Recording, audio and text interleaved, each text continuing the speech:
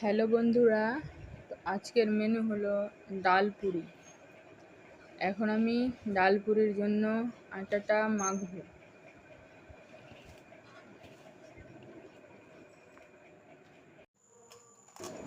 আটাটা মাখা হয়ে গেল। এবার আমি একটু তেল দিয়ে হাত দিয়ে এরকম করে মেখে নিব যাতে কি নরম হয়।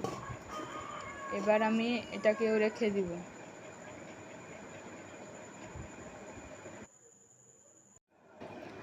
তারপর এভাবে ছোট ছোট করে লেচি কেটে নিব, গোল গোল করে। দেখো কত সুন্দর হয়েছে, নরম তুলতুল করছে। এই পুরিটা খেতে খুব সুন্দর লাগবে। এখন আমি পুরির জন্য জিরা, রসুন, কাঁচামরিচ, লবণ পিষে নিয়েছি।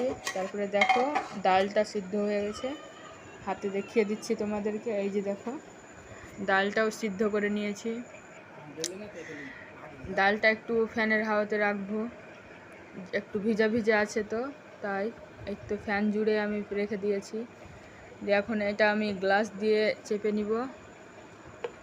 একটুও যদি থেকে যায় তাহলে ডাল করতে করতে পুরি করতে করতে বেরিয়ে যাবে।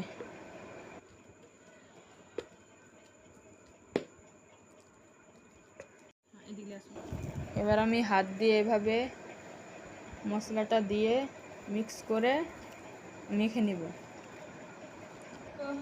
এবার আমি এই যে হাতে নিলাম, গোল গোল করব,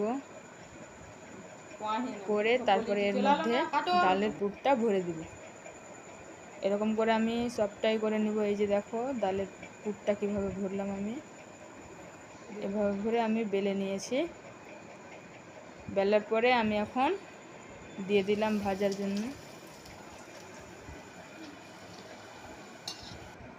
দেখো সুন্দরভাবে কালার চলে এসছে, আর এই পুরিটা এমন সুন্দর লাগবে খেতে, নরম তুলতুলা হবে।